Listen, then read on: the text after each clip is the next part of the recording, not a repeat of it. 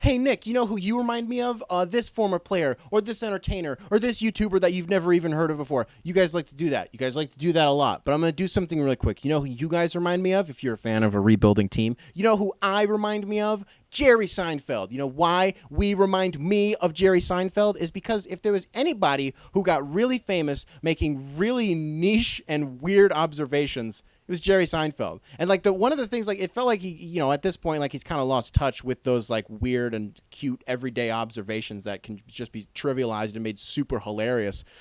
Because like when you're worth $500 million and you just pay for everybody to do everything for you, it's not to say that he's not still funny, but like there's just like a different level to it. Where I'm going with this, because I realize it feels weird, is as somebody who is a fan of a rebuilding team, I worry that I'm going to lose touch with what it is like to rebuild, because in like 5 years, you guys are going to be nothing to me. You guys are peasants. Listen, as somebody who is a fan of a team that's going to be winning a championship next year, this whole rebuilding thing is, it's cute, but you guys, no. But anyways, it's funny to me because whenever we talk about like a rebuilding team, we always seem to, we always hit on like two major things. And it's like, have elite draft evaluation and subsequent development of said draftees. And it's like, yeah, that's really cool. Today in this video, we're not going to be talking about the likes of like Atlanta or Memphis especially, because they've like navigated, like they're on their way out. Like we know what they are. We know what they're going to be. Like they've done a good job. Congratulations, especially Atlanta. They just made the Eastern Conference Finals. But like even Memphis is a team that they're like 95% of the way out the door. You know what I mean? So we don't need to hit on them.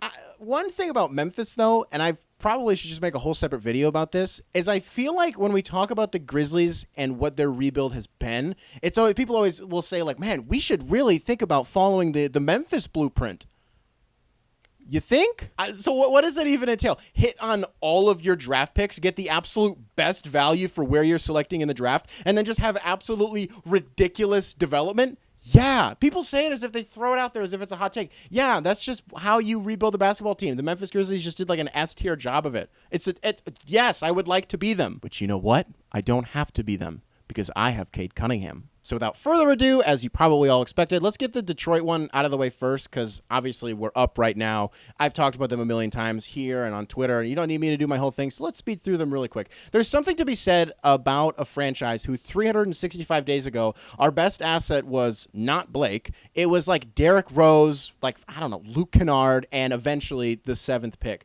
To turn that around in less than a year, I mean, we're talking like 8 to 9 months, is remarkable. There's something to be said about a general manager who can, identify talent at the level that he has. You go into the draft with 1 first-round pick, you come out with 3, and 2 of them were all rookies, are on the U.S. select team. Technically, Sadiq Bey is actually on the U.S. roster right now in exhibition because Book, Middleton, and Drew aren't playing and they needed bodies. So 1.5 Olympians plus Isaiah Stewart on the select team.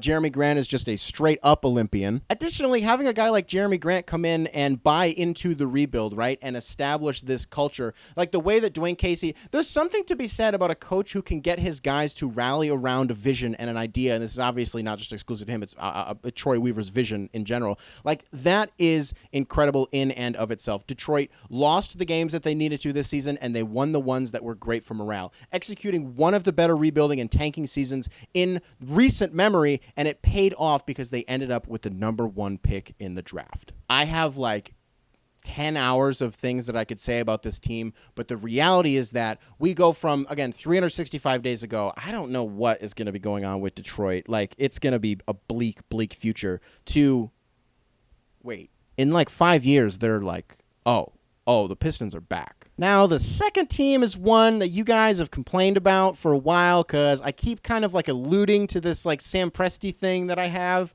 where it's like I don't have nice things to say about him. It's not that I don't have nice things to say about Sam Presti. Let's get the most obvious thing out of the way. There is something to be said about a general manager who can stockpile all of the draft capital in the world. Like you think about Daryl Morey and what he was doing with Houston, this like idea of here, all my assets are in a pot. Do you want the pot trade that Daryl Morey made 3 times as the general manager in Houston? He started with James Harden, which was the precursor to everything that ended up happening. Did it with Chris Paul, and he did it with Russell Westbrook.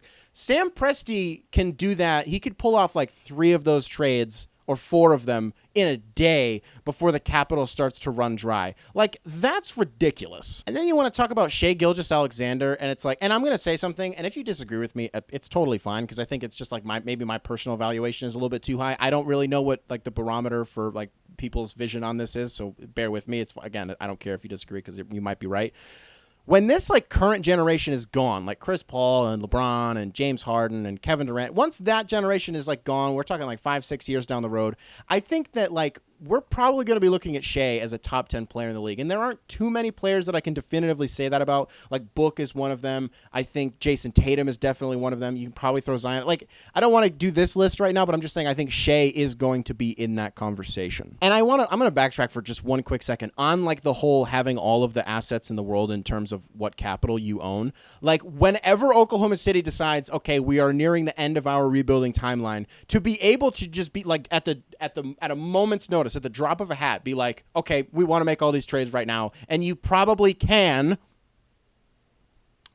well, barring money, but woo. And then you want to talk about a guy like Lou Dort, and it's like, he is defensively what I thought Colin Sexton was always going to be. Like, it was Colin Sexton's rookie year that I was like, within the next like 4 to 6 years, he's going to be making an all defensive team. Well, that's just Lou Dort. And I'm not pitting them against you. I'm not saying they're the same player whatsoever. I'm just saying, like, if there's any young guy who I was going to put defensive stock into, it probably should have been Lou Dort. And then could you have written a better story? Like, it may as well have happened. I think if Poku didn't go to the Thunder, the TVA would have stepped in and been like, no, Pokusevski has to go to Oklahoma City. Like, a few years ago, it was Brandon Clark. Like, he was draft Twitter's sweetheart, right? And it was like the hipster thing to say, to be like, I want Brandon Clark.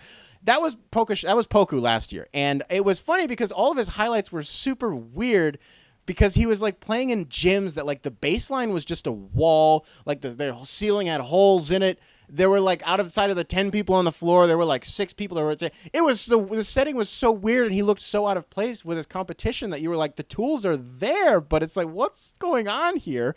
And I don't know if there's a guy in the league whose highlights are as high while simultaneously having lowlights that are as low as Poku's, and I love it. Again, it just makes sense that the team that has all of the capital would just get like the guy for draft Twitter. Now, this next team, I want to say, like, this isn't like a list. I'm not doing like power rankings of like the quote unquote best rebuilds in basketball. They're just the ones that I care about, the ones that I find interesting. Like, we should probably talk about Charlotte. We should probably talk about New Orleans. Like, even the Knicks. Like, we might want it. Well, the Knicks are no, we're not going to talk about the Knicks. But like Charlotte and I think New Orleans could definitely be thrown in here. But I do not Sacramento.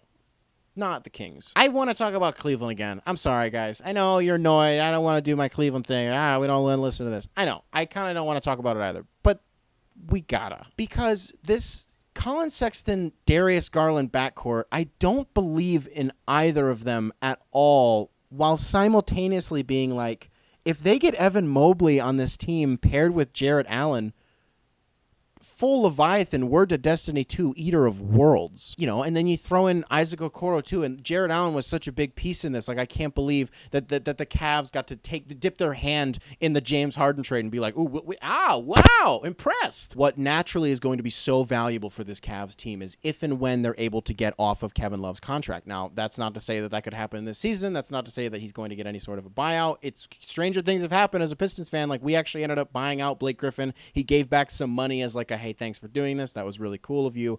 But once they get him off the books, like Cleveland being in an interesting... Let me say this about Jetty Osman. I don't know if there's a guy who's just been... Like, he gets better every year, it feels like. But I don't know that there's a player who definitely gets noticeably better every year while simultaneously being like... I don't want to use the word plateau and just think of you like just... thinking of them like flatlining. I want you to picture a physical plateau. Think of like the Grand Canyon. Well, the Grand Canyon is a bad example. Think of like a plateau, a physical rock formation plateau in the wilderness, and how just boring and plain and just like it is. That's Jetty Osman. Like, do you want to pay Jetty? I don't want to, because I'm gonna have to pay Garland. I gotta pay Jarrett Allen $110 million. Evan Mobley's not cheap. Or Jalen Green, whoever it ends up being. Colin Sexton, probably also going to get like $100 million if they don't trade him. Like, this is all just assuming they just keep everything together. to finally create, and I thought Kobe Altman was dumb for so long. I thought Kobe Altman was just objectively terrible. And recently I've kind of been like, well, maybe I'm terrible. It's difficult for this Cavs team to create any sort of an identity post-LeBron, and I don't know that they've necessarily started to do that, but like at the beginning of the year, this past year, like they were playing winning basketball. Like if the first, like, I don't know, I don't want to say month of the season, but the first like 2-3 weeks of the season, we were talking about the Cavs like are they going to make the plan? And they didn't, but we thought about it. Like, I don't think it's crazy. I think people, like, if whoever they end up with, whether it's Green or whether it's Mobley, I think Mobley's the most insane fit for that team in the world because Jalen Green just mucks things up and it ends up being kind of weird. And the idea of Kevin Porter Jr. and Jalen Green in Houston is... I, of course, mean that in a very, very good way. I'm very, very excited for that to happen. Cleveland, I love the idea of J.B. Bickerstaff being this beacon of hope for a city and for a franchise that, again, without LeBron, has really struggled to navigate, how do I articulate this? Not being the most unique breed of awful in basketball.